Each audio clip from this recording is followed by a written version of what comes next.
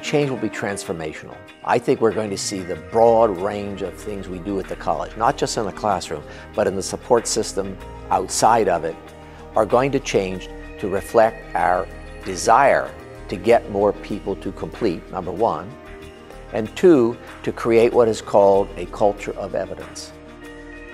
Given the supports they need, students are capable of achieving more than they themselves believe they can. Achieving the dream is one of the most outstanding things that could be presented to students on campus to help them complete programs and also to have a better way of completing programs. With my students, we teach them to assess, treat, and then reassess. And so achieving the dream is that initial assess. It's going to really help us identify across the board where the issues might lie and then what we can do about them. It'll give you real-time success as far as what you need to do. I believe that if a student is struggling and it's there in front of your face, you have the ability to intervene before it goes downhill. You have the ability to give them avenues that they didn't know were available, and it also shows that the campus care about the success of the students. So I believe it's very important to have it.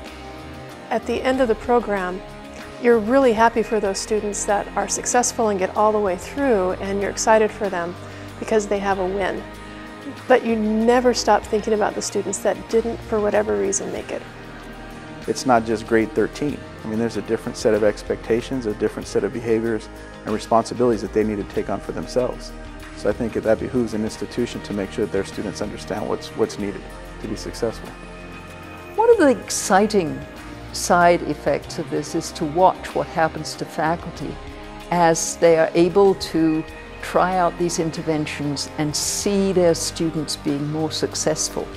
And you can see not only the body language of the students changing, but the faculty are happier and they're interacting more. They talk to each other about things that they never had conversations about before.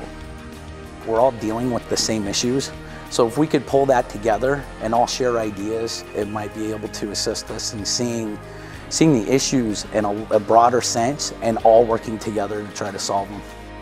There's got to be a purposeful realignment of resources. And so we are going to not just talk about this, but we're going to put our money into looking at the data, finding those groups that need some support or different levels of support. We have to develop intervention strategies that are going to help these specific groups and then measure the results on the other end.